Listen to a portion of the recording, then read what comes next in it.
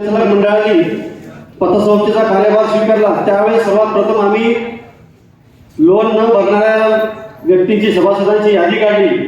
त्यामध्ये प्रामुख्याने 5 व्यक्तींची यादी त्यातून आढळून आले आणि त्यातील 2 खाती नियमितपणे कर्ज वसूल सुरू आहे। ते 3 बाकी राहिलेले त्याच्यापुढे आमचा प्रयत्न असेल। मित्र, मला इथं सांगावंसं वाटते की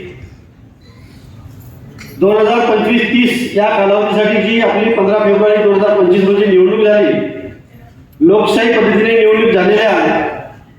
त्यामध्ये आपण सर्वांनी भरभरून मतदान करून आम्हा सर्व संचालक मंडळास निवडून दिले आणि माझ्यासारख्या सर्वसामान्य व्यक्तीस अध्यक्षपदी विराजमान केले।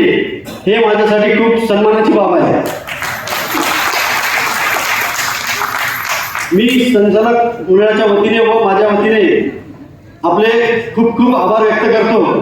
आपण दाखवलेला विश्वास आणि आम्हाला दिलेली सेवेची संधी यासाठी आम्ही सदैव तत्पर राहील याची मी ग्वाही देतो। संचालक मंडळाने 2 निर्णय पारित केले। त्यापैकी पहिला असा आहे की आपली जी दीर्घ मुदतीची कर्जाची मर्यादा होती ती 15 लाखाची होती, त्यावरून 5 लाख वाढवली आणि ती 20 लाखाची केलेली आहे।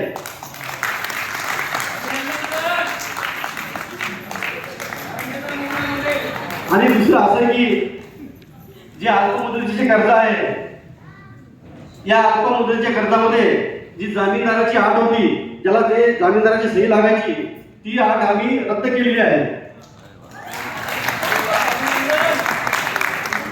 त्यामुळे नक्कीच आपल्याला सर्व सभासदांना फार मोठा दिलासा मिळेल। जसे की डिजिटल व्यवहाराची सोय असो, कर्जाची लवचिकता असो किंवा गुंतवणुकीतील विविधता असो, इत्यादी बाबी आम्ही करण्याचा पुरेपूर प्रयत्न करू। आपली पतसंस्था ही सहकारी पतसंस्था आहे। त्या नावामध्ये सहकार हा शब्द तिथे दिलेला आहे। सहकार म्हणजेच काय, तर आपण सर्वांनी एकत्र येऊन आपल्या सभासदासाठी विकास सक्षम करण्याचा एक मार्ग आहे।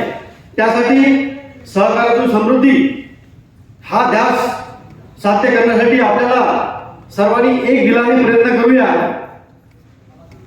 शेवटी मी एवढंच म्हणेन, इथे उपस्थित असलेले सर्व संचालक मंडळाचे तसेच सर्व सभासदांचे इथे मी आभार व्यक्त करतो।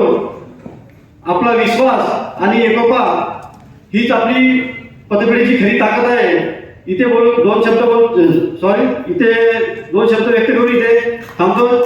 धन्यवाद।